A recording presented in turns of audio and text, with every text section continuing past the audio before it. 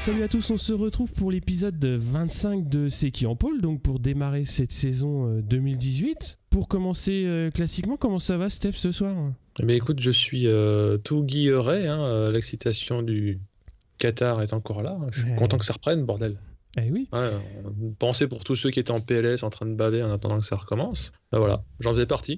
Et donc pour nous accompagner ce soir, on a Arnaud Gadal qui s'occupe du site Doc Paddock. Salut Arnaud, comment ça va ? Salut les gars, ça va très bien et vous ? Bon écoute, ça va bien. Bah oui, on t'a proposé de participer donc à ce lancement de saison puisque tu as accepté donc de participer aussi au lancement puisque tu nous as offert des passes pour des personnes qui nous suivent sur Twitter. Donc merci à toi déjà. Bah, je t'en prie, l'idée est cool, donc il n'y a pas de problème. Et puis on va parler un petit peu donc de ce que tu fais sur ce site. Alors déjà, est-ce que tu peux te présenter rapidement, c'est-à-dire en gros ton âge, ce que tu fais dans la vie et ce qui t'a amené à créer Doc Paddock ? Waouh, alors c'est une longue histoire. Donc moi j'ai 42 ans, je suis un ex-parisien, je vis maintenant à Nantes depuis 2 ans. Et Doc Paddock en fait, alors moi, je bosse dans l'informatique, ça va expliquer quelques trucs par la suite. Doc Paddock en fait c'est la version on va dire 2017-2018 d'un site qui s'appelle Trajecton.com que j'ai lancé en l'an 2000. Donc ça date vraiment ça date. C'est un truc que j'avais codé en 3 mois sur un bout de table en PHP. À l'époque, je voulais développer des autres technos que je bossais pas au boulot à l'époque, donc c'était PHP mais SQL. Et j'avais écrit ce truc-là en 3 mois. En fait, je me cherchais un projet pour tester ces 2 technos-là, quoi. Et donc je me suis dit, moi les week-ends, je mettais des Grands Prix moto déjà à l'époque. Et donc j'ai eu l'idée de faire ce truc de pronostic. Et donc ça a tourné pendant 15-16 ans. Et puis en fait, quand je suis arrivé sur Nantes, je me cherchais un boulot à plein temps, et en attendant j'étais entre 2 jobs, donc j'avais quelques mois devant moi et j'ai mis quelques économies dans l'histoire, beaucoup de temps, plusieurs mois de développement, un peu de sous, je vais bosser 3-4 personnes autour de ce projet et puis Doc Paddock est né, donc on pourra rentrer en détail tout à l'heure si tu veux. On va en parler. Donc quel est le principe du site, rapidement ? Alors en gros c'est un site de pronostic sportif, donc moi ce que je propose comme formule c'est MotoGP, Moto2, Moto3, j'ai mis la F1, on va en parler plus tard je pense. En fait le but du jeu c'est tout simple, c'est vraiment comme sur Trajecton à l'époque, c'est que le but du jeu c'est de deviner le podium dans chaque catégorie. Donc voilà, vous pouvez deviner le podium MotoGP, Moto2, Moto3 et en fonction de l'exactitude de chaque pronostic, j'établis des points, il y a un barème qui est assez simple et en fonction de ça il y a bien sûr un classement général qui est fait. Et puis nouveauté par rapport à Trajecton, c'est qu'il y a plusieurs classements. C'est-à-dire qu'il peut y avoir un classement entre potes, c'est le principe de la ligue privée. Donc il faut un compte pro pour ça et chaque compte pro peut inviter 3 joueurs invités. Et puis il y a le principe il y a un classement avec les ligues des fans. Donc par exemple, si vous êtes fan de Rossi, tous les fans de Rossi vont cliquer sur je suis fan de Rossi. Et puis il y aura une compète entre fans de Rossi, par exemple. Pareil pour Marquez, Lorenzo. Enfin tous les pilotes sont référencés. Donc même le plus obscur des pilotes, vous pouvez en être fan. Vous serez premier si vous êtes tout seul, bien sûr. Et puis voilà. Alors il y a des petits trucs qui je dirais ajoute un petit peu de suspense au championnat. Les joueurs qui sont pros, alors ce que j'appelle les joueurs pros entre guillemets, c'est ceux qui payent 1 euro par mois, donc ça fait 9 euros pour la saison. Les joueurs pros en fait ont accès les dimanches sans Grand Prix à ce que j'appelle la Sunday Box. Donc c'est un truc que j'ai créé au lancement du site l'année dernière. Et la Sunday Box en fait c'est une espèce de paquet cadeau, parfois piégé, parfois non. Vous l'ouvrez, vous cliquez souvent dessus. Piégé quand même. Alors ça c'est j'ai codé le truc pour que ce soit complètement neutre et vraiment aléatoire, mais juste. Non mais c'est une question importante parce qu'il y a des joueurs qui m'ont pourri parce qu'ils ont eu que des daubes et par contre d'autres qui ont eu des plus 2, voilà. Donc vous pouvez avoir de -2 à +2 en passant par -1, +1 ou 0. Et en fait, à chaque fois, quand vous ouvrez le truc, il y a un petit scénario qui vous dit, il y a eu un problème logistique, tu perds -1 parce que c'est pas le bon paquet, ta bécane est mal branchée, enfin des trucs comme ça. Et puis, donc c'est un risque que prennent les joueurs pros en ouvrant le paquet. Donc les dimanches en Grand Prix, donc il n'y a pas d'adrénaline liée à Rossi, Marquez et Lorenzo ou Dovi. Mais par contre, vous pouvez cliquer éventuellement sur cette Sunday Box qui va peut-être vous apporter jusqu'à 2 points de plus au classement général ou -2. Donc voilà, c'est un risque à prendre. Et puis en gros voilà, c'est ça le principe. C'est surtout se marrer entre potes et faire un classement pour faire le kéké le lundi à la machine à café en disant t'as vu, je t'ai marqué 2 points de plus. Et puis voilà, puis celui qui gagne ou perd à la fin de la saison offre la pizza à l'autre. Enfin, je connais un joueur comme ça notamment qui joue depuis le début. Et chaque année, c'est l'occasion pour lui et sa compagne de se faire un petit concours resto là-dessus, quoi. Et d'ailleurs, qu'est-ce qui t'a amené à faire un site de pronostic ? Donc c'était déjà, t'aimais bien regarder les courses à la téloche, quoi. Oui, clairement, en 2000, je la regarde déjà. Moi j'ai eu le permis moto, je crois, en 96. Enfin bon, ça fait 20 ans que je fais la bécane, donc j'ai toujours aimé ça. Et puis les Grands Prix moto, ça m'a toujours attiré. Donc à l'époque, j'ai regardé sur NT1 ou M6, voilà, au gré des contrats entre les chaînes de l'époque. Maintenant, je les regarde sur Eurosport. Et donc oui, c'était un truc qui m'attirait. Voilà, donc comme je te le disais tout à l'heure, quand je cherchais en fait une idée pour essayer de m'entraîner sur ces deux technos là, PHP et MySQL, voilà, le truc est venu. Alors, je sais pas, assez rapidement, je pense. Je me suis dit, tiens, je vais essayer de faire un jeu là-dessus. Et puis voilà, c'était l'idée de savoir qui va gagner, donc un site de dépôt de pronostics, quoi. Ouais, ça c'est assez rigolo. Et techniquement, donc comment ça se passe? Tu fais tout seul ou t'as des potes qui t'aident ou comment ça se passe? Alors techniquement, en fait, si tu veux, alors comme je te le disais, donc Trajecton c'était vraiment basique, il y avait vraiment un classement général et puis il y a les 3 catégories déjà, donc c'était vraiment des petits scripts que j'avais codés en 3 mois, voilà. DocPaddock c'est quand même plus complexe, donc je dirais qu'en temps de développement c'était novembre à mars, pleine balle, quoi, donc 5 mois je dirais. D'accord. Et donc alors en gros moi je suis tout seul derrière ce projet, mais pour ce coup-ci en fait j'ai fait bosser donc 4 freelances comme je te le disais. Alors le gros des coups c'était le design, parce que moi techniquement en fait pour l'histoire, donc moi je suis dans la technique informatique, donc dans l'infrastructure, je code un peu, voilà, côté back-end, pour ceux qui connaissent éventuellement, je sais scripter, voilà, je sais comment marche un site web, l'infrastructure, l'hébergement, bon ça j'ai pas de problème. En revanche par contre au niveau design, moi je suis infoutu de faire un dessin correct, je suis pas du tout artiste ni designer.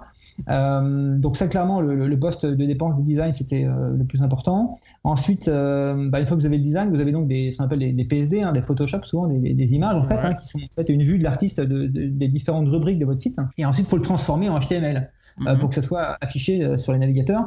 Et donc là c'est pareil, c'est un autre métier, c'est monteur intégrateur, donc c'est en l'occurrence là c'est du Bootstrap, c'est une techno qui permet voilà donc d'afficher ces pages-là, c'est un framework. Et donc, pareil, là-dessus, moi, je suis incompétent pour faire ça. Donc, pareil, je suis passé par un copain, donc un freelance qui avait sa boîte là-dessus. Et donc, c'est lui qui a transformé, si tu veux, le design de l'artiste, du designer, en fichier exploitable, affichable par un navigateur. Mais là, en fait, tout ce que tu as, c'est un site statique qui n'est pas vivant, quoi. Donc, derrière, moi, ce que j'insuffle là-dedans, c'est le côté dynamique. C'est-à-dire que c'est du code côté serveur qui va, lorsque tu vas te connecter avec ton login password, il va t'afficher ton contexte à toi et pas celui du voisin. C'est un site dynamique. Donc il y a des bases de données, il y a la programmation, il y a des milliers de lignes de code là-dedans. Donc ça c'est moi qui ai tout écrit.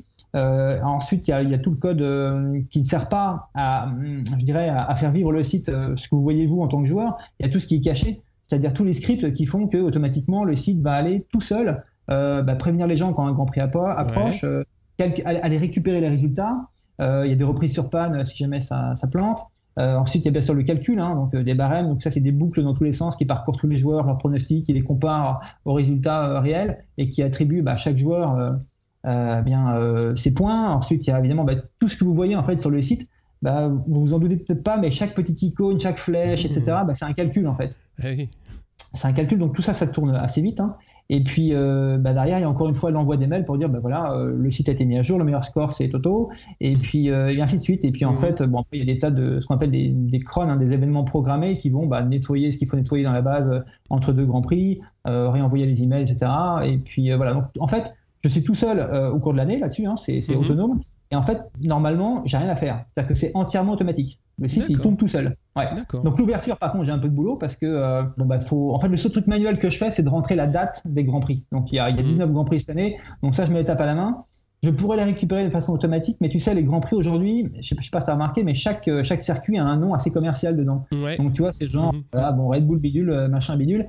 Et en fait, si je les récupérais de manière automatique sur le net, il y aurait ces machins, auto-racing, Motoban, je sais pas quoi, et c'est un peu moche, je trouve. Ouais. Donc c'est pour ça qu'il y a un petit tissage manuel que je fais. En revanche, pour la liste des pilotes, ça c'est automatique, c'est des scripts qui vont automatiquement vider les 3 catégories de pilotes et les remplir avec les nouveaux, parce qu'il y a un mercato évidemment entre chaque saison, c'est rare, ça bouge pas. Et donc voilà, donc tout ça c'est automatique. Et enfin, j'ai pas cité Thium et Keck. Ouais. Donc c'est 2 gars, 2 freelances qui ont bossé spécifiquement sur la partie Paddock Hero. Ah oui. C'est vraiment un petit développement à part dans le site. Et en fait, c'est venu de quoi ? En fait, le truc, c'est que l'idée, c'était que je voulais rendre un peu viral le côté marketing du site, c'est-à-dire voilà, il y a ce petit outil qui existe, là, le Paddock Hero, il y a une partie gratuite, et puis une partie payante avec des petites features supplémentaires. Et donc en fait, moi, je voulais que ça ressemble au boulet maton. Alors je sais pas si vous connaissez, mais le boulet maton, c'est un truc qui il y a 2 ans, je crois, avait pas mal tourné sur Twitter. C'était à l'origine un truc qui était lancé par un éditeur. Alors c'est peut-être Dargo, je m'en souviens plus. Bref, c'était pour le dessinateur qui s'appelle Boulet. Et en fait, ce gars-là avait dû passer, ou l'éditeur, par un autre gars qui s'appelle Keck. Et donc Keck, c'est un gars qui à la fois fait des BD et code des tas de trucs. Et notamment le boulet maton. Donc le boulet maton, c'était un générateur d'avatar avec des tas de visages. Enfin, c'était vraiment beaucoup plus complexe que le Paddock Hero.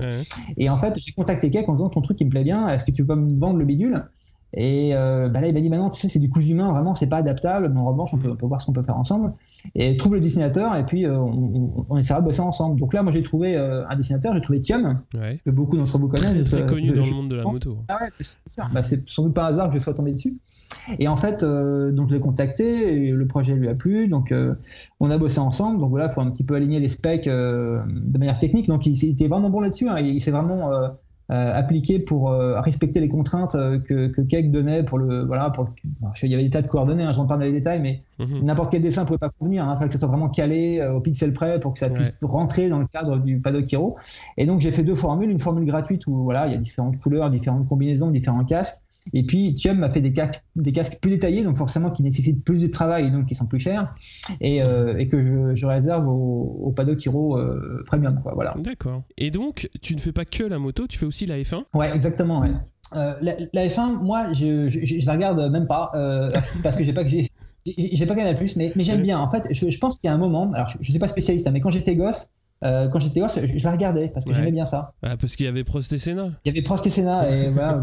Après, j'ai l'impression quand même qu'il y a eu une partie où la F1 c'était assez ennuyeux. Je pense qu'on a peut-être pu connaître ça aussi avec le MotoGP certaines années. Et je pense qu'après le règlement fait en sorte que les écuries qui sont toujours devant soient un petit peu impactées. Donc il y a peut-être un règlement à faire pour que chaque équipe puisse avoir sa chance en fin de compte, et ça c'est quand même du ressort des organisateurs, je pense, donc de la Dorna d'un côté et puis de la FIA, je crois, du côté F1. Et en fait, donc moi je me suis intéressé à la F1. Pourquoi? Parce que en fait, si vous voulez, le site Doc Paddock, ça m'a coûté quand même un peu de tout. Ça m'a coûté en gros, je ne rentre pas en détail, mais ça m'a coûté le prix d'une belle bécane, on va dire, à titre perso.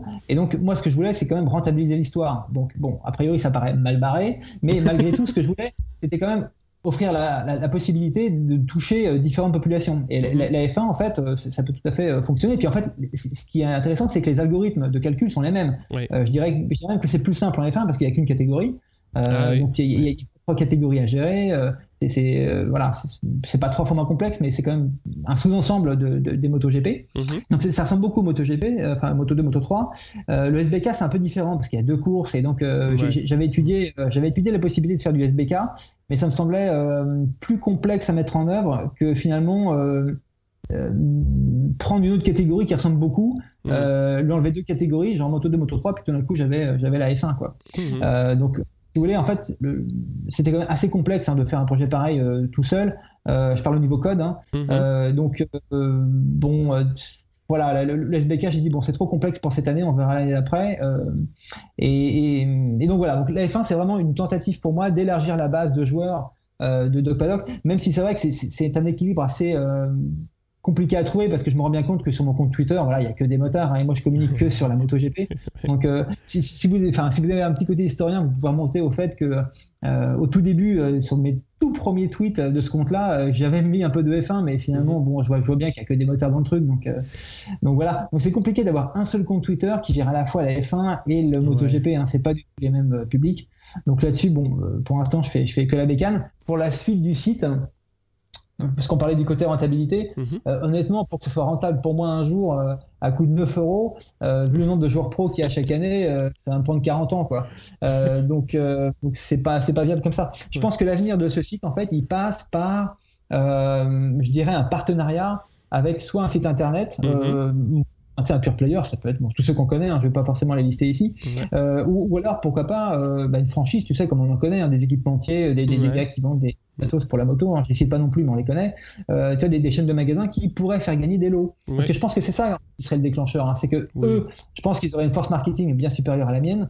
Et puis enfin, il y aurait cet attrait d'avoir, je sais pas, un casque, une bécane, pourquoi pas, hein, soyons fous, une paire de gants, des tas de trucs. Hein. Et ça, je pense que ça serait vraiment sympa. En fait, si tu veux, pour tout avouer, l'année dernière, je pense que le jour J où j'ai lancé Doc Paddock, j'avais encore les mains dans le cambouis jusqu'au cou, donc j'ai pas du tout eu le temps de faire du marketing. Cette année, pour des raisons perso et pro, pareil, hein, pas du tout eu le temps de contacter des gens et de dire voilà, est-ce que vous voulez pas faire un partenariat ou faire un concours, hein, sachant que si tu veux faire un concours, il faut quand même déposer un règlement.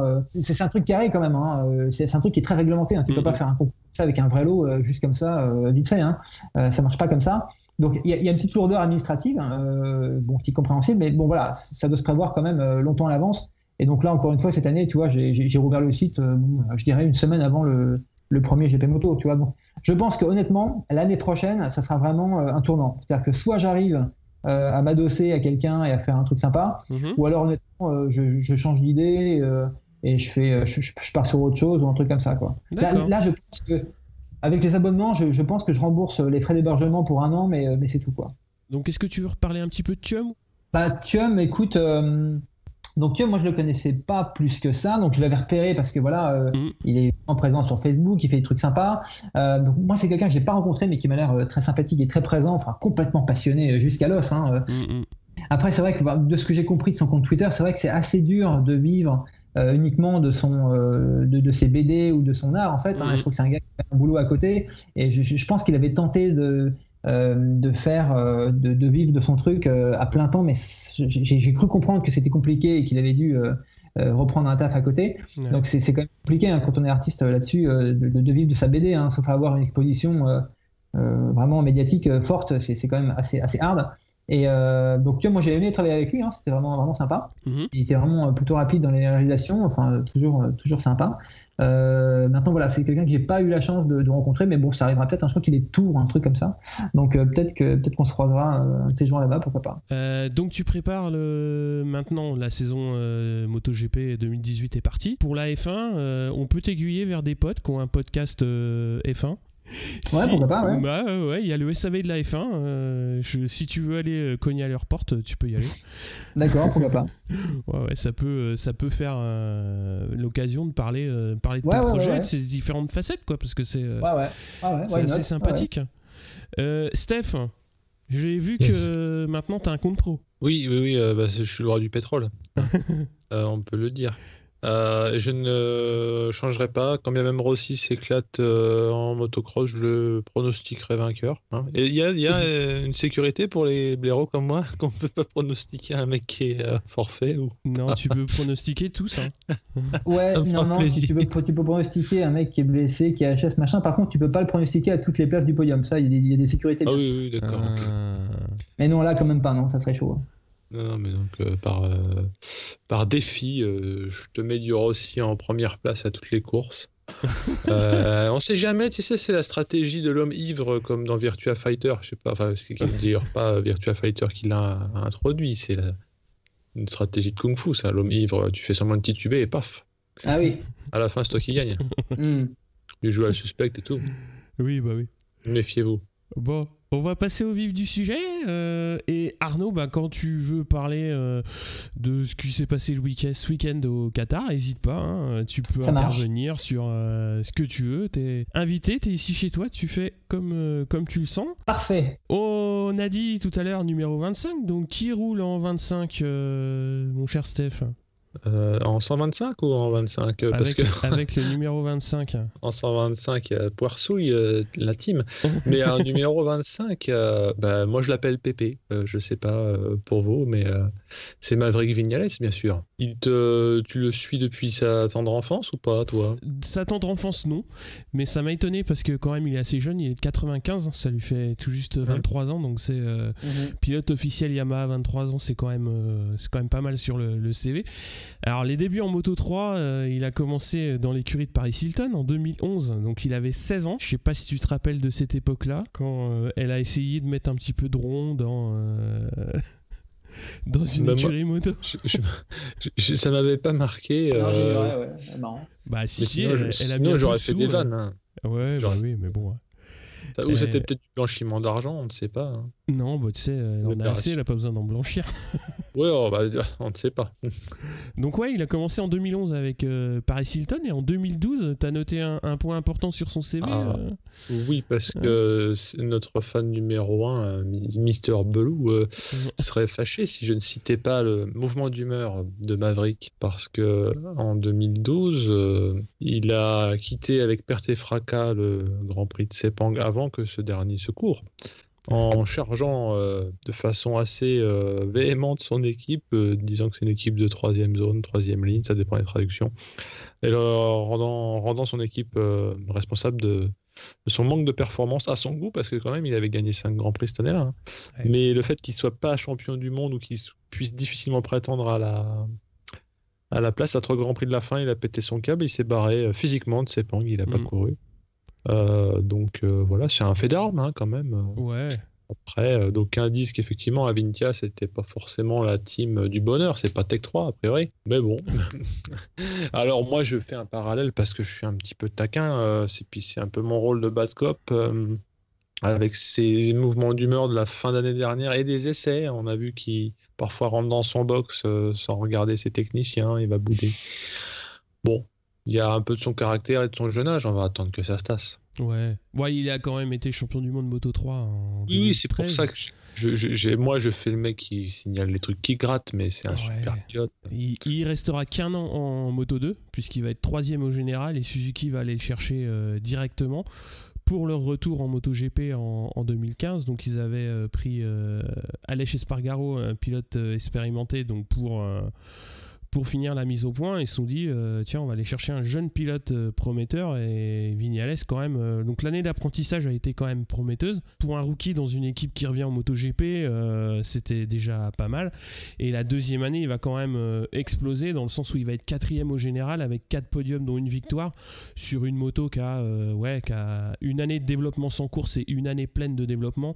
C'était quand même des résultats très très bons, et c'est ça qui va l'emmener chez Yamaha donc en 2017, et il y sera jusqu'en 2020. Il a sa place chez les Bleus maintenant. Hein. Ouais, on pourra juste remarquer que comme il a gagné pour Suzuki, il les a empêchés de faire des développements l'année dernière. Donc c'est une boutade, mais tu sais, à force qu'ils soient en misère et qu'ils en soient même à charger ce bon Yannone qui n'a pas besoin qu'on le charge pour être ridicule, le fait qu'il ait gagné, ça a bloqué les développements moteurs notamment. Ouais, c'est ça. Le fameux moteur que Suzuki pleurait. Ah oui, c'est Yannone, il a mal choisi. Voilà. Un peu de mauvais esprit, hein, c'est comme ça. Vous rappeler, ça c'est ton habitude, ça. Mais voilà, je ne voudrais pas que les gens croient que la trêve m'a adouci. Alors, au niveau nouvelles, donc quand même depuis le dernier épisode, il y a eu pas mal de prolongations importantes, notamment Marquez qui a prolongé chez Honda Repsol jusqu'en 2020, KTM qui a annoncé officiellement l'association avec Tech 3 en MotoGP, et Rossi surtout, qui montera pas sa team avant 2021, et qui a prolongé pareil le jour de la conférence de presse au Qatar chez Yamaha pour 2019-2020. Donc des grosses signatures dès le début de saison. C'est peut-être moi qui ai la mémoire courte, mais j'ai l'impression que ça se verrouille super tôt les guidons. Les gros guidons, ouais. Oui, parce que les guidons annexes sont peut-être un peu plus fluides, quoique. Là, ça fait vraiment genre, si t'as pas signé un an avant la fin de ton contrat, c'est presque que t'es un paria, quoi. Arnaud, qu'est-ce que t'en dis de ces signatures ? Écoute, alors pour Marquez, honnêtement, moi je savais pas. Pour Rossi, j'étais au courant. Alors, ce que je me suis dit en fait, avant d'avoir vu le GP hier, c'est est-ce que vraiment Rossi ira malgré tout jusqu'en 2020, même si son contrat l'y autorise ? En fait, je pense que ça va dépendre à la fois de cette année et puis l'année prochaine, parce que si vraiment il fait des scores passables, je le vois mal finir sur une note déplorable.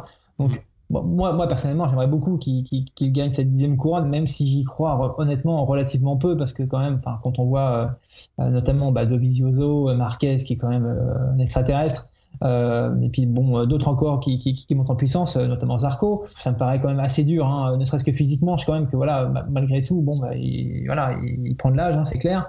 Maintenant, j'espère sincèrement qu'il ira jusqu'en 2020, parce que de toute façon, il attire beaucoup de public, il attire des sponsors, il attire. Il y a une attractivité du MotoGP qui est liée uniquement à Rossi, et je me demande ce qui se passera après.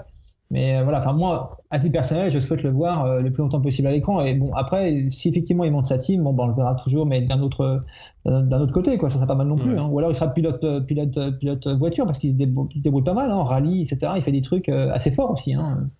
Non, mais il va les inviter tous, ceux que tu as cités, qui pourraient lui barrer le chemin, il va les inviter à un week-end motocross. C'est ça, voilà. T'inquiète. Et puis c'est le dernier qui marche. C'est une battle royale de motocross. C'est ça. Qui va... plus sérieusement, j'ai été aussi un peu inquiet, comme tout le monde, hein, qui s'arrête. Et après, à la faveur d'une interview que j'ai lu un truc assez intéressant. Qu'on lui prête, en tout cas, c'est dire de ne pas vouloir se retirer au sommet. Il dit qu'il préférerait se retirer un peu sur le déclin qu'au sommet parce qu'il faisait le parallèle avec notamment Schumacher qui a arrêté tôt et qui est revenu. Il y a des gens qui sont arrêtés. Il n'a pas cité Jordan, mais j'ai pensé tout de suite à Jordan avec ses doubles retours. Dont un qui était mieux que le deuxième. Son trip, ce serait d'être sûr de ne pas être parti trop tôt pour ne pas regretter. Ouais, ok, d'accord. Et voilà. Donc, et finalement, de partir si tard que de toute façon, il ne pourrait pas revenir. Quoi. Ouais, exactement. En fait, c'est ça qu'il dit, mais c'est pas une boutade. Alors, ça reste des lectures internetiennes que j'ai, hein. Mais l'idée n'est pas mauvaise. Ouais, de toute façon, comme tu l'as dit, hein, c'est quand même un gros coup de rester sur le plateau. Hein, parce que je pense qu'en termes d'intérêt financier, comme tu l'as rappelé, monter une team, attirer des sponsors, etc., bon, bah, c'est pas innocent qu'il reste. Hein. Ça, c'est... De toute façon, honnêtement, il serait parti en fin 2017. Il montait sa team sans problème. Les lignes de crédit, elles sont là. Hein, c'est aussi, je veux dire. Oui. Je pense que tout le monde se bat pour faire partie de Collant sur le carénage. Hein. Ouais.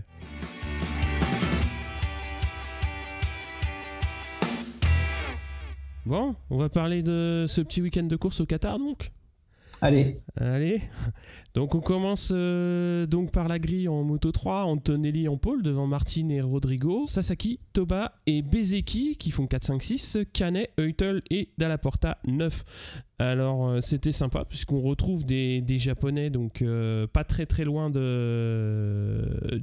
haut du plateau, donc avec Sasaki et Toba qui étaient bien placés. En Moto 2 on a Alex Marquez en pole avec Baldassari et Bagnaia qui complètent la première ligne, Oliveira, Fenati, Kent et Navarro, Pasini, Schroeter. Alors en MotoGP, je te laisse ton petit italique que tu as mis dans le conducteur, Steph. Ah, moi j'ai remarqué... C'est ta petite marotte. Hein. Oui, bon là, raison de plus pour pas s'acharner sur ce bon Lorenzo, mais il y a un truc qui faisait un peu ricaner les observateurs sur Twitter, hein, si ce n'était les David Emmett et autres, c'était que dès la première FP, en fait, Lorenzo a commencé à retrifouiller sa selle. On se rappelle qu'il y avait un chapitre selle début de saison dernière, hein, sur non, pas à la bonne hauteur, on bouge, puis après en fait on revient, parce que c'était pas si mal. Et là, rebelote. Peut-être pour d'autres raisons en fait, mais c'est vrai que je crois que c'est une des filles qui suit le GP, qui est commentatrice UK, qui disait il sort d'essai au Qatar et Day One des FP, il rechange sa mousse. Voilà. Mais ça fait partie de la tradition, ça. Petit clin d'œil. Non mais ça hormis la blague, il y avait une fébrilité quand même. Bon après le reste du week-end n'a pas été bon pour lui, mais il y avait peut-être pas une fébrilité, mais une absence de sérénité. Ça revient au même chez ces gens-là. Alors, pour parler des essais MotoGP, donc on a Miller et Viñales qui sortent de la Q1. Oui, Viñales a été obligé de passer donc par la Q1. Et donc là en Q2, très grosse séance de qualif. Il y avait déjà des belles marques qui avaient été posées par Marquez entre autres sur le premier run, et ça laissait augurer donc d'un temps final assez proche du record de piste, hein. Alors pour rappel, ça a été pas mal justement spécifié, le record de piste datait de 10 ans avec les fameux pneus qualif Michelin qui étaient faits pour durer 2 tours. Et c'est Johan Zarco qui va prendre la pole et qui va faire tomber ce record de piste. Donc un très vieux record. Je l'ai vu, oui, mais juste la Q2, enfin la Q1, fin de Q1 et Q2, ouais. Et pour le coup... j'étais un peu dégoûté. Enfin, je savais que Zarco était en pôle, mais je me disais, mais attends, il y a une erreur, c'est pas le bon enregistrement ou quoi, parce que je voyais 7ème et jusqu'à ce que le chrono passe à 0. Tu vois, ils étaient dans leur dernier tour lancé. Et puis en plus il menait le paquet, donc c'était assez chouette quoi, ce qu'il a réussi à faire. Ah oui, non, et en plus pas à 3 millièmes, hein. Je crois un petit 0,3 secondes là. Ouais. Et puis derrière il y a du client. Non, pas 0,3, c'est pas 0,3. Ah bon? En fait, à un moment du tour, il met un dixième à Marquez, je crois, mais c'est à un moment du tour, énorme, mais à un moment du tour, c'est pas déconnant, il a 0, il a mieux que 0,3, mais pendant ce temps Marquez a amélioré aussi en fait, autant pour moi. Ouais, c'est ça. Mais bon, voilà, dernier tour, c'est un peu le dernier tour. Enfin, une citation pour annoter. Mais non, c'est cardiaque s'abstenir. Hein. Après, donc on va avoir Marquez Petrucci pour compléter la première ligne, Crutchlow, Dovi, Rins et Pedrosa Lorenzo Rossi en troisième ligne. Donc Viñales 12, donc dernier de la Q2, à 1 seconde de Zarco. Donc c'était un week-end, enfin une qualif un peu compliquée pour Viñales. Ouais, on va passer aux courses. Donc en Moto 3, on a Antonelli qui reste en tête de la meute dans les premiers virages. Martin va prendre les commandes devant Rodrigo et Kornfeld. Donc Antonelli, Bastianini, Bezzecchi sont dans le coup, pas très loin derrière. Alors c'est toujours on va dire, ils ont gardé les bonnes habitudes, c'est-à-dire en bout de ligne droite en Moto 3, c'est l'éventail pour savoir qui freinera le plus tard. Alors Canet, qui était parti un petit peu loin, il réussit à réintégrer le groupe de tête. Eutel et Binder chutent dans le 4e tour. On va avoir Bastianini qui va prendre la tête devant Martin et Canet, et ils ont un petit matelas sur les poursuivants. Alors à chaque passage au T1, il y a des échanges pour la première place, donc à la faveur de l'Aspi. Et Bastianini va chuter alors qu'il était donc justement dans le groupe de tête, un peu piégé en rentrant un peu trop à l'extérieur, donc il a perdu un peu le contrôle. Alors dans le deuxième groupe, on a Dalla Porta, Kornfeld, Antonelli, Rodrigo et Bezzecchi. Alors ça roule dans cette configuration assez longtemps. Alors deux devant, Martin et Canet, et les autres qui sont quand même bien détachés derrière. Boulega chute également à 8 tours de l'arrivée, Alonso Lopez également, donc qui lui est chez Estrella Galicia. Alors le deuxième groupe se retrouve à 10 et va jouer le podium dans le dernier virage, et Bezzecchi va chuter donc dans ce deuxième groupe. Alors dans le dernier tour, Martin va faire l'effort sans réussir à creuser l'écart, mais il va s'imposer donc devant Canet et Dalla Porta qui règle en fait le deuxième groupe. Alors ensuite on a Antonelli, Rodrigo, Di Gianantonio, Toba Sasaki, nos deux copains japonais qui se quittent plus, Kornfeld et Mignot. Alors est-ce que tu as vu la course, Steph, au fait? J'étais trahi par mon enregistreur, donc j'ai regardé qu'un résumé, et ça rend pas les coups, le résumé. Il faut avoir peur. Mais t'as pas eu si peur que les courses classiques de Moto 3 alors? Ouais, c'était un peu plat pour la catégorie. Moi, c'est ce que j'ai trouvé. C'était tu vois, les mecs sont partis devant à 3, il y en a un qui chute, ils finissent à 2, et puis derrière, c'était assez plat, on va dire. Ça manquait un peu de suspense, mais bon, c'est comme ça, une bonne petite course de rentrée quand même. En Moto 2, donc ça part pour 20 tours avec Bagnaia qui se détache dès le départ. Baldassari et Marquez sont pas loin. Oliveira et Marquez sont effleurés au T1 sans qu'il y ait de bobo. Alors Pecco va creuser direct un bon petit gap, histoire de sécuriser la tête, et derrière ça traîne un peu. Alors ça bouge pas beaucoup en tête, hein. On va dire tous les pilotes ont leur rythme, suivent leur rythme, et étant donné qu'ils sont tous un petit peu détachés, il n'y a pas beaucoup de dépassement. Alors Oliveira lutte pour remonter, il est 7, Marquez prend la 2, Sam Loves reprend les habitudes, chute à mi-course, et Mir par contre fait des beaux débuts puisqu'il est 11e, et Barbera qui lui descend de MotoGP lutte puisqu'il est 17e à mi-course également. On a Marquez qui va lâcher la deuxième place sur souci mécanique. Alors ça a été une image du week-end aussi, avec un pilote qui est plein de balles et un disque arrière qui est rouge comme pas possible. A priori c'est le frein qui était bloqué, qui va rester bloqué quasiment un tour. Et donc c'est perdu pour la gagne pour lui, parce qu'il réussira pas à remonter à cause de ce petit souci, mais il aurait pu perdre beaucoup plus gros, parce que vu que le disque est resté quand même rouge un bon moment, ça aurait pu péter. Après, ça va jouer donc entre les deux Italiens. Bagnaia une petite avance, c'est pas suffisant pour pouvoir dire que c'est gagné, mais il va réussir à maîtriser Baldassarri comme ça. Alors il va y avoir un petit chassé-croisé dans le dernier virage, mais bon, ça va rester dans cet ordre-là. Donc Bagnaia qui l'année prochaine sera chez Pramac. Et ben voilà, il gagne la première course de la saison, donc devant Baldassarri et Marquez. Pasini 4, Oliveira 5, Binder 6, Schroeter 7, Viere 8, Marini 9, Navarro 10, Emir donc rookie 11. Côté français, on a Quartararo qui fait 20 et Jules Danilo qui fait 27. Alors au bout du compte, c'est un petit peu comme en Moto 3, une course pas très mouvementé. On a vu Baldassarri faire un beau dernier tour pour essayer de contester la victoire à Bagnaia, mais c'était un peu court pour ça. Donc ouais, les deux premières courses ont été un peu plates. Par contre, le MotoGP, Steph, bah là, on peut pas dire que c'était plat, parce que rien que pour nous, petits Frenchies, peut-être que les noms français ont moins vibré, hein, mais quand même. Paul, et puis tout le monde est en train de compter les tours. Au bout de 6, tout le monde était prêt à dire qu'il avait fait mieux que l'année dernière. Me blague mise à part. Non, mais en plus, c'est un peu de la superstition. Je le dis pas en bitchage, hein, du tout. C'est la superstition, d'après moi. Hein. Dire pas de signe indien, tu vois, parce que il y a pas mal les commentateurs, les premiers, mais peut-être certains pilotes ont aussi un peu comme les tennisman qui marchent pas sur les lignes blanches ou qui préfèrent jouer sur tel cours parce que la première année de cadet ils ont gagné, tu vois. Donc là, quand même, il faut le dire, il tient la dragée haute de belle manière à tout le monde, l'ami Zarco.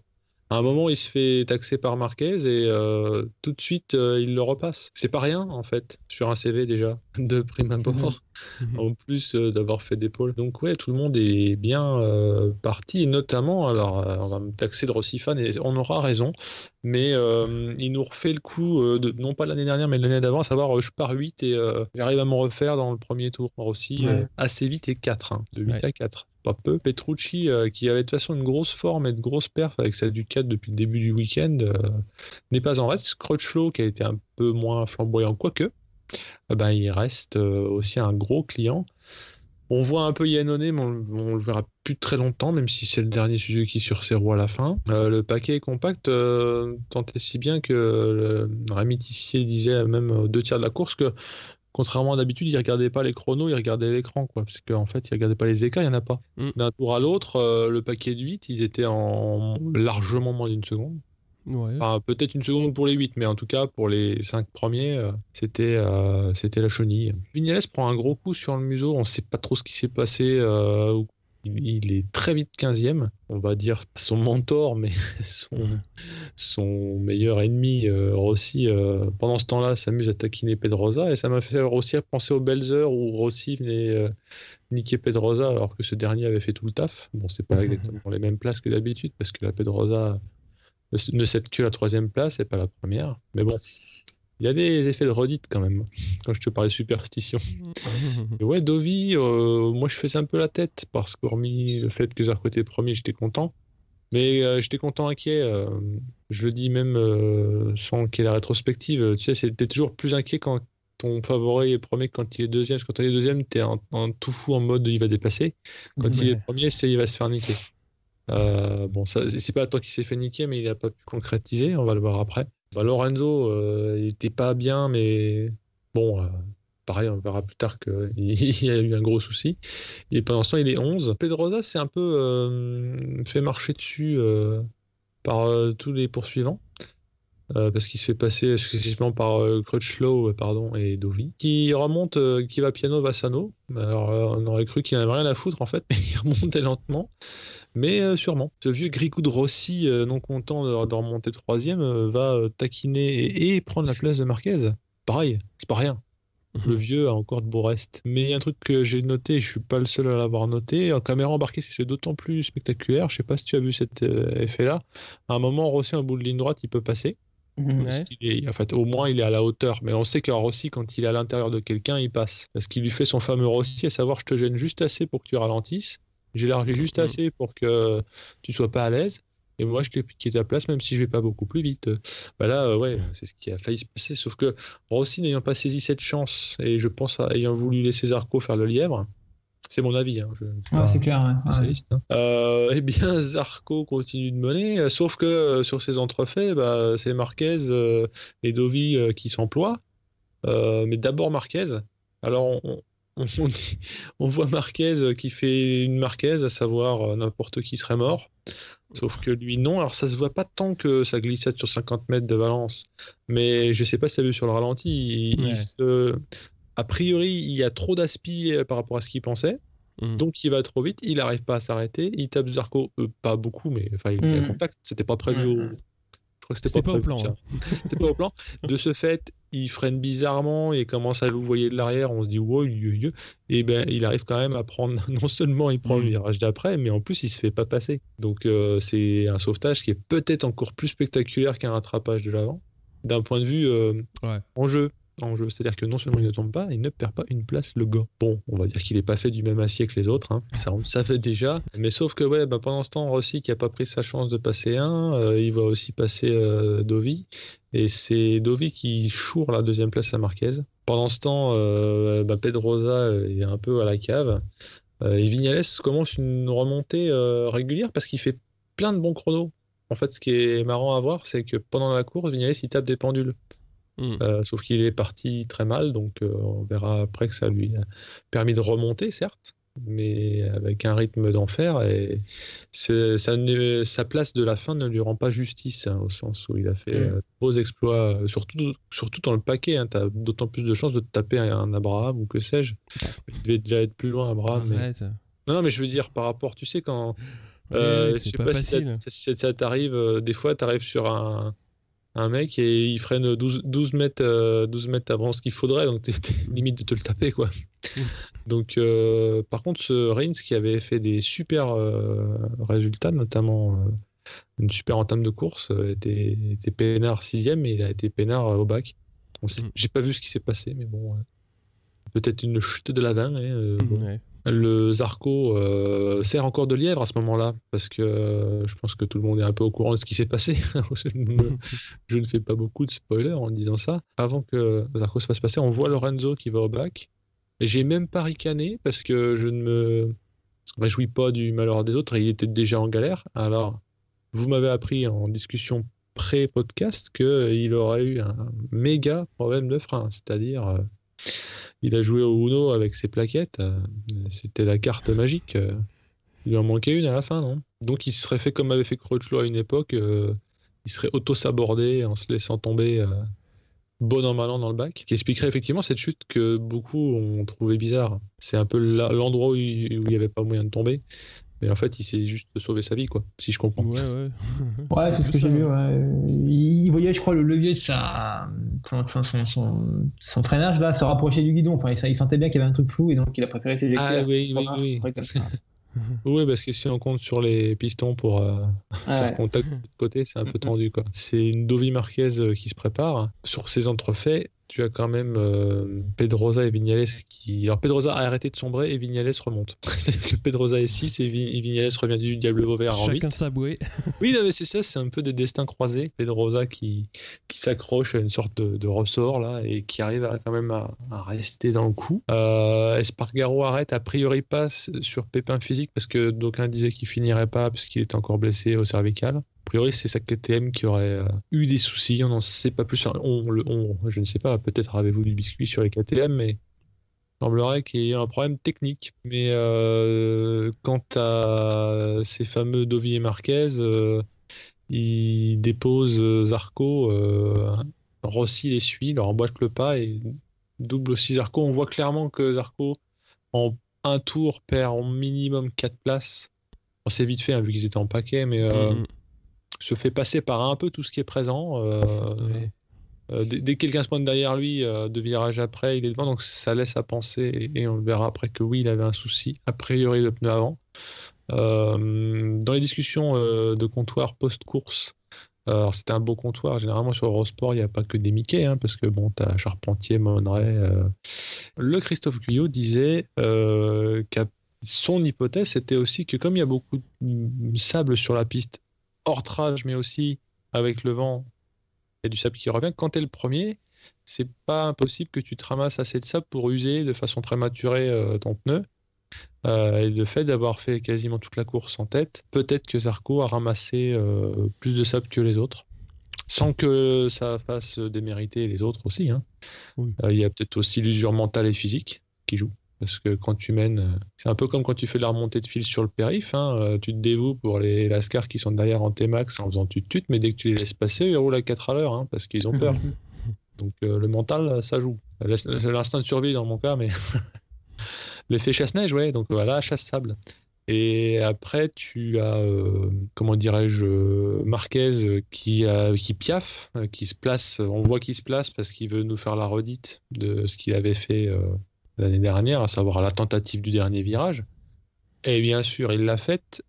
Alors, je pense que, d'une part, parce que Dovi s'y attendait, et parce que, bon, bah, il sait qu'il faut quand même pas déconner. Ça a été un peu moins sanglant que ses dernières tentatives, mais ça a été le même scénar. Et évidemment, Dovi s'est fait un plaisir de recroiser à l'intérieur, de sortir un tantinet large, parce qu'après, en regardant les images, je vois aussi, c'est pas qu'il tasse Marquez, attention, mais il l'empêche, c'est ce qu'on avait appelé aussi la Rossi, il l'empêche de bien resserrer. Et suite à ça, avec la puissance de la Ducati, connaissent bien. Hein. La puissance de la Ducati a fait le taf, mais ce qu'on remarque quand même, c'est que avec l'Aspi, Marquez était pas loin au niveau de la ligne de repasser. Hein. Je sais pas si tu as vu toute fin d'image les embarqués. On voit bien le petit coup de boost de l'Aspi là. Donc il fallait pas qu'il lève le bras ou le casque trop tôt de vie. Hein. C'était chaud patate. Hein. Donc on a quand même Rossi qui a pas réussi à les recoller, mais bon, il est pas trop loin non plus, qui fait 3. Crutchlow, dont on n'a pas beaucoup parlé parce qu'il n'a pas fait des trucs loufoques, mais il a bien figuré. Un 4, c'est très bien roulé. Ouais. Voilà, c'est ça. En fait, c'est un peu très régulier, toujours dans le injuste, paquet. Voilà, parce qu'il a fait une course exemplaire et j'en ai quasiment pas parlé, bien que je l'aime bien. Petrucci aussi, qu'on aime bien, qui a réussi à, pour moi, c'est confirmer les bons résultats, parce que alors après, évidemment, on va dire que c'est deuxième Ducati, mais faute de combattant, Lorenzo ayant chuté de pas de sa faute, mais bon, quand même. Et Viñales, il était sur un rythme où il remontait tout le monde, en fait. Tu lui laissais encore 20 tours et des pneus, et je pense qu'il peut finir premier. Hein. Non, c'est pas de l'endurance non plus. Non, mais trêve de blague, oui, c'est pas démobilisé. Donc là, moi qui je le taillais un peu sur son mental en début de podcast, il a fait une course valeureuse. Pedrosa, il fait toujours un peu de la peine à se faire bolosser par tout le monde, finit 7ème. Mais Zarco, voilà. 8ème, il l'a expliqué juste après course, d'ailleurs, toujours aussi classe. Il arrive à ne pas insulter les journalistes pour expliquer ce que je venais de dire, à savoir qu'il a senti qu'il y a quelque chose qui n'allait pas sur son pneu avant. Il faut aussi dire qu'il s'était mis une boîte en FP4 en perdant l'avant. Donc il avait dû apprendre à doser un peu encore mieux son avant que d'habitude. Et là, il sentait plus du tout son avant sur le côté droit, nous disait-il. Donc quand il s'est agi que le ton monte dans le money time, 3 derniers tours, il n'a pas pu tenir la dragée haute aux autres, et il a surtout voulu finir.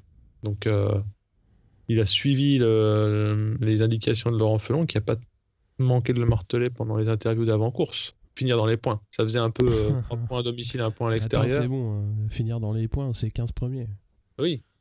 Non, il n'avait pas dit finir dans les points, il avait dû dire marquer des gros points. Enfin, en gros, l'idée, c'est des gros points. Non, mais dès que les gens lui parlaient de victoire, il bottait en touche, déjà pour enlever de la pression, évidemment.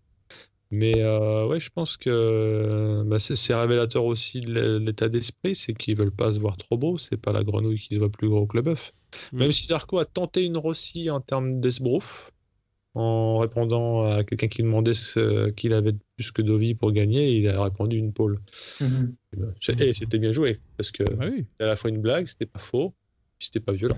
Donc non, on aime bien ça aussi. Ah oui, un truc que j'avais pas pensé à noter, mais qui me revient maintenant, c'est que il reprend enfin en main son Twitter et ses médias sociaux. Alors, pour qu'il fasse gaffe à pas parler de corrida, mais sinon, il a peut-être pas de sponsor espagnol. Mais c'était Baz, Monster, c'était Baz, ouais. Monster, ils s'en foutent. Voilà, mais il faut pas qu'ils disent qu'ils boivent du Red Bull. Mais sinon. Encore. Pardon, oui, c'est vrai, j'avais même pas tiqué en plus que KTM, machin. Oui. Ouais, t'as pas entendu. Mais non, donc Zarco qui reprend en main son réseau social, et ça, c'est plutôt cool. Arnaud, qu'est-ce que t'en as pensé de cette course ? Bah écoute, c'était pas mal, même si en fait, rapidement, je me suis dit quand même que c'est vrai qu'il y avait un gros paquet, il n'y avait pas de distance entre Zarco et les autres. Et je me suis dit qu'il allait se faire bouffer, hein, ça me paraissait inéluctable, hein, même si j'avais évidemment pas prévu ces problèmes de pneumatique à la fin. Mais c'est vrai que, enfin voilà, j'y croyais plus trop à la fin. Et ce qui m'a un peu, enfin, t'en as parlé, Stéphane, c'est le côté vieux loup aguerri là, de Marquez et de Rossi qui effectivement l'ont laissé faire le lièvre. C'était flagrant, quoi, qu'en fait ils coupaient pour. En fait, vraiment à la fin ils se sont mis à accélérer, quoi. Donc vraiment ils étaient là en attente. Et ça, je trouve que c'est pas très sport. Enfin, moi ça m'a un peu déçu cette affaire de laisser un gars comme ça ouvrir, top pépère derrière. Je trouve que c'est un comportement pas méga sportif, j'ai pas trouvé ça super. Et je pense que d'autres encore, mis à part Marquez ou Rossi, ont peut-être joué ce jeu-là. Quand tu parlais de puissance de la Ducati tout à l'heure, il y avait une vue aérienne 2-3 fois, on l'a vu. Enfin, c'est flagrant à quel point elle avait 10 km/h, je crois, en pointe, hein, quasi, de plus que les autres. Elle les déposait avec une facilité, c'était hallucinant. Mais c'est vrai que là, sur le coup, voir Rossi couper comme ça, c'est un peu décevant, je pense. Et en plus, non seulement c'est décevant d'un point de vue sportif, mais en plus, il a réellement fait une erreur stratégique sur ce coup-là, Rossi. Parce qu'après, il s'est fait manger la soupe sur la tête. Complètement, ouais. Donc ça, c'est le truc qui m'a déçu. Sinon, c'était un GP pas mal. Bon, on en a connu des plus sports, hein, des plus animés l'an dernier. Philippe Island. Oui, par exemple. Donc je pense que voilà, ça va continuer. Et bon, j'espère que Zarco va faire un super truc cette année, hein. Bon, même si je suis pro Rossi, je suis aussi pro Zarco. Donc voilà, j'espère que ça va se dessiner un petit peu plus. On va pas faire de points championnat, hein, puisque de toute façon c'est la même, c'est les résultats à l'arrivée. Par contre, on va parler un petit peu de ce qui s'est passé en Superbike et en Supersport, puisque ça a ouvert un petit peu plus tôt dans la saison en Australie, puisqu'on avait Mayas, Cluzel et Di Meglio en Supersport. Alors Mayas qui fait pole et qui gagne, et Cluzel 7, Di Meglio 17. Alors en Superbike, on a donc Loris Baz qui a pris une grosse chute le vendredi aux essais. Il fait 11 donc sur la première course et 9e dans la deuxième, et il est 9e au général. Et là, qui a mis Mélandry, bordel, dans le conducteur ? C'est toi, Stéphane ? C'est moi, parce que on n'avait pas parlé du vainqueur des deux courses. Je te le laissais. Il courait sur Ducati, là, et plus sérieusement, avant même de faire du chauvinisme italien, qui n'a donc pas du chauvinisme, et ducatiste aussi. C'est une course qui a été, surtout la deuxième, pas aussi animée que la MotoGP l'année dernière au même endroit, mais c'est quand même un circuit qui m'a l'air propice aux bagarres de chiffonniers.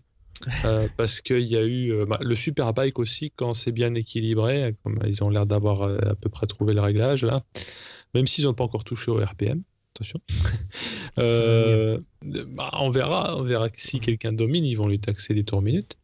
Mais plus sérieusement, non, il y a eu à la fois bataille de chiffonniers et aussi un peu de, comment dirais-je, un peu de rouerie, comme Rossi qui passe pas dès qu'il peut, tu vois. Il y a eu un mix des deux, mais c'était quand même un peu plus sportif, un peu plus coup de coude dans la tête. Et surtout dans la deuxième course, Mélandry gagne in extremis, il s'est fait une Olivier Jacques, quoi. Donc moi j'étais comme un fou, comme quand Bellis gagnait, aussi parce que je l'ai signalé lors du dernier podcast, c'est la dernière année des Twins Ducati, même si on sait qu'ils ont aménagé le règlement pour que les Twins puissent gagner contre des 4. Ça fait plaisir de voir que la Panigale s'en sort bien. C'est pareil, hein, moi je suis pas du style à vouloir que parce que Johnny Ray gagne tout le temps, il gagne plus, mais là en plus il était dans le coup, hein. Donc ouais, Mélandry en plus c'est un peu tu sais le renard argenté, quoi, le yeuve. c'est plus que poivre et sel. Oui, non, là justement tu cherches le poivre, hein. Non, mais voilà, et il a une carrière derrière lui, et on voit que niveau ciboulot, il arrive toujours à le débrancher comme les jeunes, et ça défonce, quoi. Donc déjà Ducati, et puis Mélandry, pour le symbole, je trouvais que c'était chouette. Ouais, c'était cool, hein. C'était cool parce que bon, c'était pas évident. Tout le monde dit le Superbike maintenant c'est réglé, c'est réa, il a juste à monter sur la moto et il va gagner. Bon bah voilà, c'est bien que ça tourne un peu et bon que ce soit mélangé, c'est chouette aussi. Quoi. Ouais, et ce qui était bien, c'est que surtout dans la deuxième course, on voyait bien que le Johnny Ray, il a été incisif, il est passé à plein de reprises, il s'est fait repasser et il n'était pas en train de se rouler un 5 feuilles avec une main pendant qu'il vissait la poignée avec l'autre. C'était une impression qu'il donnait l'année dernière, qui devait être réelle parce qu'il avait un gros avantage et de pilotage parce qu'il était capable de partir du milieu de la grille comme on le sait et mécanique. Donc, quand tu as un duo de choc comme ça, pilote-mécanique, ouais, ça peut que gagner, sauf à se fracturer des os en motocross. Donc, lui il en fait pas, je crois, ou il en fait mais il tombe pas. Ouais. Non, mais c'était une super course. Et puis bon, il faut dire que, comme je te disais, on était en PLS en train de baver en attendant MotoGP. Donc la course de Superbike à Phillip Island, ça fait vraiment une bonne méthadone, quoi. Ouais. Sans manquer de respect au Superbike. Ouais. Continue de suivre. Bon, pour conclure, est-ce que tu as un petit quelque chose à rajouter, Arnaud ? Écoute, là, je pense qu'on a pas mal arrosé sur le côté dernier Grand Prix. Je sais pas, moi j'aurais peut-être une petite pensée pour Ralph Vadman, qui nous a quittés la semaine dernière. Ouais. J'ai appris ça, voilà, comme tout le monde.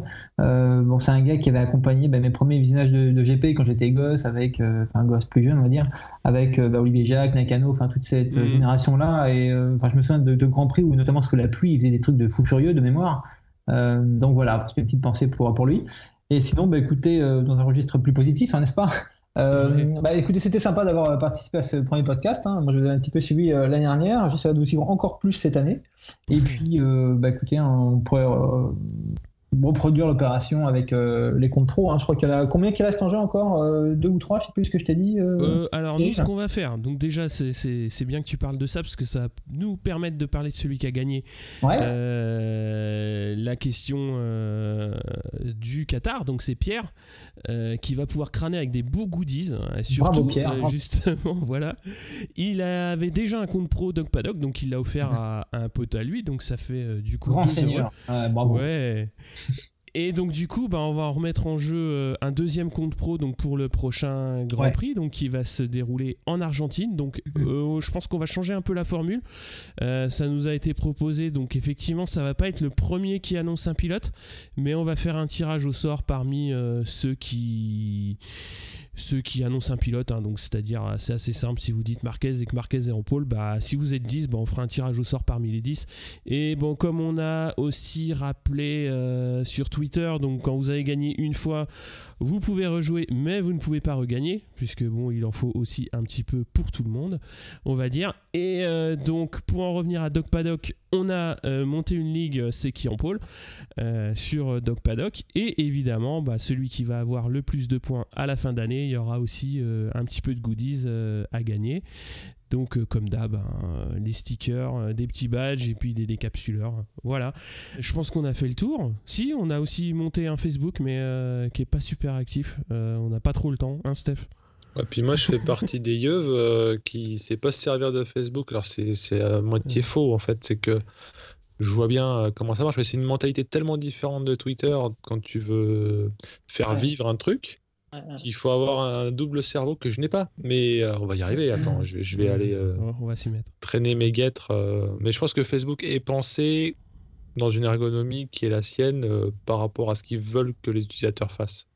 Je ne critique pas, attention. Mais il y a un business model aussi derrière. Juste que tu veux pas t'adapter, quoi. Tu critiques pas. Complètement. Non, mais c'est-à-dire que oui, je fais partie de ceux qui critiquent le matériel plutôt que d'arriver à m'adapter. Je suis français, hein. Plaisante ou quoi? Tu te souviens des tennisman quand ils perdent? J'ai mal au genou, ma raquette elle est en bois et tout. Non, mais sérieusement, il suffit que je regarde comment être pertinent. Non, mais ce que je voulais dire, c'est comment être pertinent dans ce qu'on raconte. Parce que poster des photos de chatons, je sais faire, mais c'est pas trop ce qu'on attend de nous, je pense. Poster des photos de Rossi, oui. Rossi avec un chaton, Rossi avec des chatons dans les bras, je pense que là tu casses l'internet, quoi. Et c'est obligé de le rebooter, hein. Bon, sur ce, merci encore Arnaud. Merci à vous, merci à tous. Participer à ce premier débrief de la saison. Et avec plaisir. Et puis quand tu veux, quand tu as un petit peu de temps, si tu veux venir papoter, tu nous préviens et puis tu seras le bienvenu quand tu veux. Entendu. Merci les gars, à la prochaine. Sur ce, à plus, ciao bye ciao. bye. Tchuss.